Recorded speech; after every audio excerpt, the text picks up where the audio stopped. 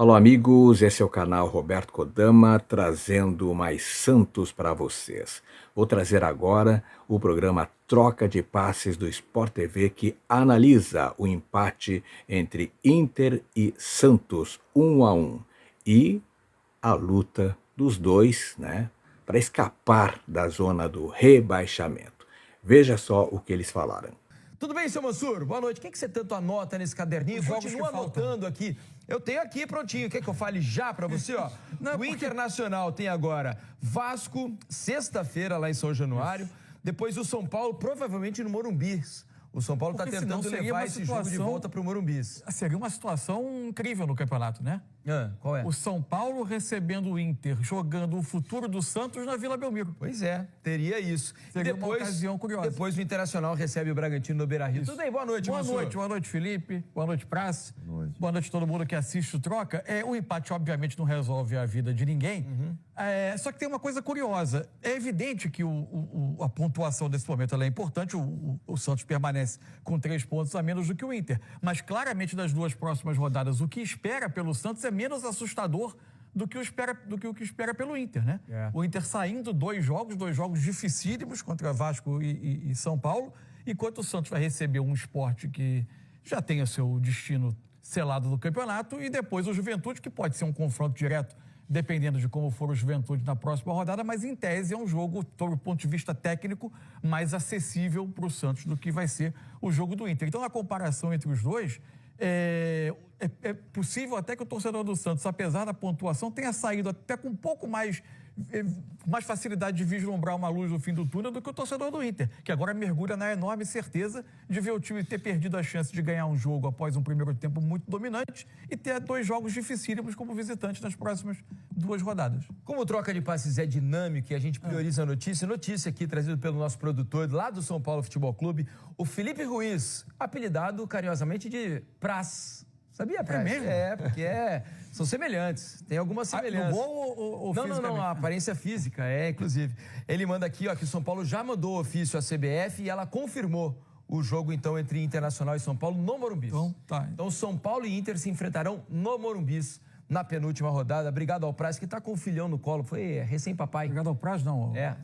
Que é o apelido dele é Praz, né? Mas ao Felipe Ruiz, Praz, o verdadeiro, e está aqui Fernando Praz, o paredão. Tudo bem, Praz? Bem-vindo ao Troca de Passes, boa noite. Uma bela segunda-feira de futebol. Boa noite, Diniz, boa noite, Mansur, pessoal que está em casa. Eu, agora que parei, também gosto de jogo todo dia, né? E gosto dessa emoção, né? Os torcedores de Santos e Inter não estão gostando dessa fase final, mas pra gente estar aqui de observador é bom. Eu estava mexendo na tabela e vendo os jogos aí. A coisa parece estar encrespando mais, né? Tá mais gente fazendo força para não ter um final de campeonato tranquilo, né? Vasco e Inter se enfrentam. A tabela do Ceará também, Diniz. A tabela do Ceará é a pior tabela. Os 3 primeiros colocados. Você vai dizer, mas pode pegar o Palmeiras e o Flamengo, campeão. Mas é uma tabela muito encrespada do Ceará. E aí o Ceará fez força, eu digo que fez força por quê? Porque perdeu pro Inter em casa, um jogo que salvaria ele e colocou o Inter de volta na briga. E esses times que estão embaixo, todos têm em comum isso. Eles tiveram momentos e jogos cruciais no campeonato em que tinham a chance de sair da zona de confusão e não saíram. O Santos teve vitória em casa, né? Teve Fortaleza em casa, o Inter teve o Santos hoje. O Vasco já vem de uma sequência muito grande de vitórias, o Ceará teve o Inter em casa, então assim, todos esses times estão nessa situação justamente porque não estão conseguindo ter uma regularidade para fazer uma pontuação mínima aí e passar um final de campeonato tranquilo. Só fazer uma correção aqui na nossa tabela, o Fortaleza tem um jogo a menos. Restam 4 jogos para o Fortaleza. Nosso grande companheiro, Rodrigo Vessoni, que também está assistindo ao Troca de Passes, manda aqui, e é verdade, o Fortaleza joga contra o Bragantino, fora, depois recebe o Galo, né, em jogo atrasado, joga contra o Corinthians também em casa e encerra contra o Botafogo. Tá faltando aqui na lista, então, o jogo contra o Atlético Mineiro. A gente vai fazer a correção e já colocamos a tabela devidamente, como vocês estão acostumados no padrão do Troca de Passes. Vamos fazer o seguinte, vamos colocar aqui Grafite e Jéssica Sescon para participarem com a gente. Eles estavam na transmissão que vocês acabaram de acompanhar com a narração do Jader Rocha e viram muito atentamente esse empate entre Internacional e Santos 1-1.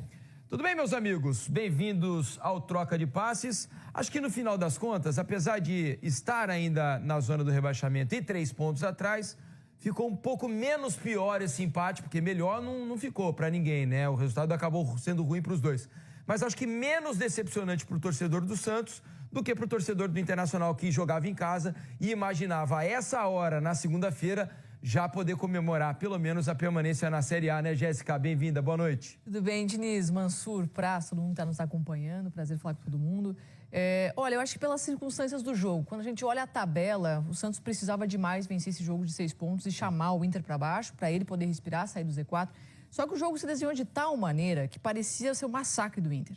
Primeiro tempo foi um massacre, só o Inter finalizava, só o Inter chegava, colocou o Santos na roda, esse aí é o gol, em que o Santos fica assistindo o Inter tabelar na intermediária e buscar o seu gol. O Inter teve outras chances claríssimas por conta do brasão, por conta da trave, por conta de ineficiência do Borré na hora de finalizar. O Inter não matou esse jogo na primeira etapa, né? Parecia que o Santos não teria forças para conseguir equilibrar a partida. Só que no segundo tempo, o Vojvoda faz 3 mexidas já no intervalo para tentar dar uma chacoalhada no Santos. O meio-campo se volta a jogar um pouquinho melhor, consegue encaixar um pouquinho a marcação. E o Inter também, acho que o grande ponto é esse, assim, que eu acho que foi isso que frustrou o torcedor que estava no Beira-Rio e deixa esse gosto super amargo aí em relação a esse empate. Que o Inter baixou demais o nível de jogo na segunda etapa, né? Não é a primeira vez que acontece isso com o Internacional. Se a gente lembrar da partida contra o Bahia, por exemplo, o Inter faz um grande primeiro tempo, no segundo cai demais a produção. Tudo bem que a gente sabe que a intensidade do jogo ela vai caindo. Agora, o Inter passa a errar passes, passa a perder a confiança, já tem uma postura mais comedida, já não se joga para o ataque, já não sabe como fazer as triangulações que estava fazendo no primeiro tempo. E o Santos foi ficando um pouco mais confortável, até que vai sair o golaço do Barreal para empatar esse jogo. Então, assim, eu acho que a sensação do torcedor colorado nesse momento é de tristeza por conta disso. Porque viu uma chance real acontecer do Inter conquistar os 3 pontos, afundar o Santos e se afastar dessa briga aí pelo rebaixamento. Só que aí, como o Mansur falou na abertura do programa, a tabela é bem complicada para o Inter, parece mais tranquila para o Santos, e eu acho que é isso que nesse momento está pegando demais no torcedor colorado. É isso. Ô, Grafa, e há algumas notícias ruins, né, para os dois lados. No aspecto do Santos, né, acho que ficou evidente o quanto o Santos está desprotegido no aspecto defensivo, né? O que permitiu ao Internacional, especialmente também no primeiro tempo, é algo que chama a atenção. O Inter poderia ter matado o jogo na primeira etapa e o Santos viesse para o segundo tempo apenas para participar do jogo. Tamanha a facilidade do Inter para chegar ao gol do Brasão. E do lado do Inter, falta de poder de decisão dos seus atacantes, que não conseguem, como diria o famoso Jair Pisserni, meter a pinóia para dentro. É o né, Grafa? Boa noite, bem-vindo ao Troca. Verdade, Diniz. Boa noite, Diniz, Jéssica, Mansur e Praz, amigas e amigos do Troca que estão nos acompanhando. Realmente, você resumiu bem aí, né? O Santos fez um primeiro tempo muito ruim defensivamente, né? Não conseguiu encaixar, muito espaço nos corredores ali, pelos lados de campo. Os laterais, o Mike não conseguiu sustentar pelo lado direito, né? O Inter atacou ali, Vitinho teve chance, Borré teve chance, Alan Patrick fez o gol. Então, o primeiro tempo poderia ter sido 3, 4, brincando para o Internacional. Depois o Gustavo na segunda parte, né, Grafa? O Gustavo também. E na segunda parte o Santos melhorou, né? O Vojvoda inicia um time bem leve, bem para jogar no contra-ataque com o Robson Júnior, com o Tassiano, mas não conseguiu encaixar no primeiro tempo. No segundo tempo as trocas melhoraram, o Guilherme entrou bem, o próprio Barreal, que marcou um golaço, entrou bem também no jogo. Equilibrou, é aquele negócio. Eu até falei durante a transmissão, né? O Santos, o Internacional tem que matar o jogo. Tem a chance, o time do Santos está desorganizado, mata o jogo, faz 2, 3-0 e depois administra. Mas não conseguiu. E para quem não estava envolvido no jogo, né? Que não estava torcendo nem para Santos nem para Inter, foi um jogão. As duas equipes, principalmente na reta final de jogo, as duas equipes tendo chance aberta, chances claras de gols. E assim, analisando o empate é ruim para os dois, mas para a próxima rodada o Santos pega o Sport em casa. Teoricamente, por tudo que o Sport vive, são 3 pontos que o Santos tem que fazer. E existe o embate Internacional e Vasco, né? Então, ou seja, alguém não vai pontuar ali naquela parte da frente E o Santos tem chance na próxima rodada aí de melhorar a sua classificação na tabela. E por que eu disse que para o Santos foi menos pior do que para o Internacional? Porque manteve o Internacional na briga. E como vocês falaram, o Santos tem uma tabela, na teoria, mais acessível do que o próprio Internacional, que tem jogos duros e pode, na visão do torcedor do Santos, ser um rebaixado para que o Santos ele consiga se livrar. Por isso que eu acho que eu disse que para o Santos foi menos pior. Agora... O Ceará entrou nessa briga agora também, né? Com as duas derrotas. O Ceará e o Vasco, né? Os dois estão com 42 pontos. Me lembro, há 2 rodadas, não foi, Mansur, que os nossos matemáticos aqui, o pessoal do Gato Mestre, né, que faz as contas, todo direitinho lá, rodada após rodada, eles tinham dito que 43 esse ano era suficiente, 100% para se livrar. E que 42... o pessoal do Gato Mestre está sempre acompanhando a gente em tempo real aqui, né?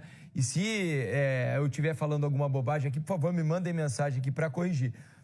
Se eu não estiver enganado, eles disseram 43 era 100% esse ano e 42 era muito provável, né? Um percentual muito alto de que o clube conseguiria se livrar com 42. Você se lembra disso ou não, Mansur?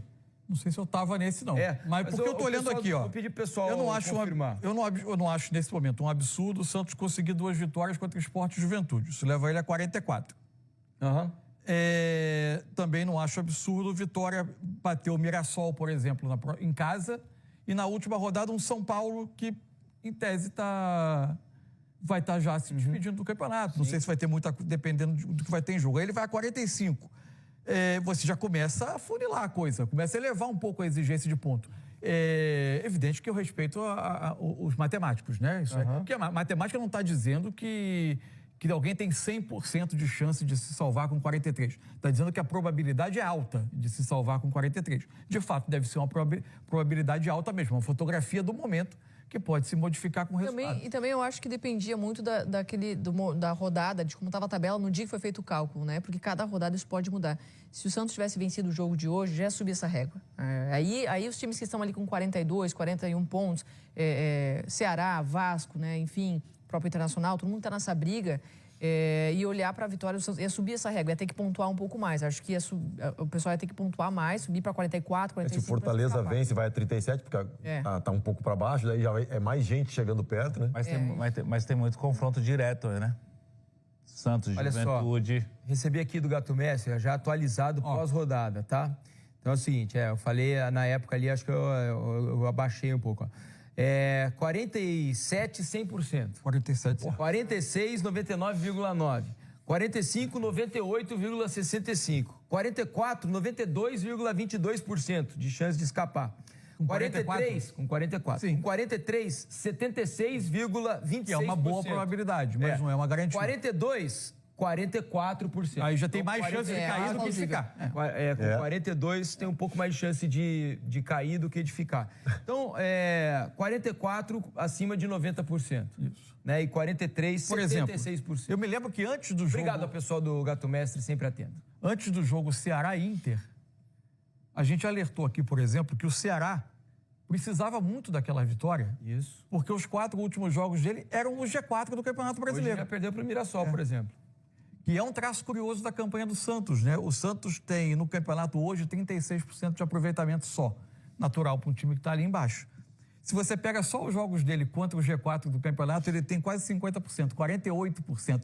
Ele tem 3 vitórias, 1 empate, 3 derrotas. Ele ganhou uma vez do Flamengo, perdeu outra, ganhou uma vez do Palmeiras, perdeu outra, ganhou do Cruzeiro, fora de casa, ganhou no Mineirão do Cruzeiro, ainda vai jogar de novo. Isso. Perdeu uma vez para o Mirassol e empatou outra. Sabe um outro dado que é preocupante para o torcedor do Santos? E aqui eu não quero alertar ninguém, nem deixar o pessoal mais preocupado do que já está.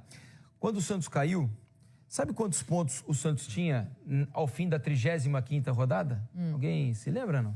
Não lembro. 43. 5 pontos a mais que hoje. 35ª rodada. Faltando 3 rodadas. Faltando 3 rodadas, exatamente na mesma rodada. Sabe quantos pontos ele fez depois disso? Nenhum. O Santos caiu com 43 pontos. Né? Os mesmos 43 que ele tinha na 35ª rodada. Qual colocação que ele estava? Isso que eu queria saber. O Santos, ele venceu na 33ª, quarta. Vou pedir aqui o pessoal mandar. O pessoal do Gato Mestre tá ligado. Manda mais uma aqui. Qual era a colocação do Santos? A gente consegue ter uma noção da na pontuação 35ª rodada quando caiu. Dos concorrentes, né? Isso. Eles vão mandar aqui, ó. A gente já tá... 15º. O Eugênio já me informa aqui. O Santos era 15º 15º hoje é o Inter.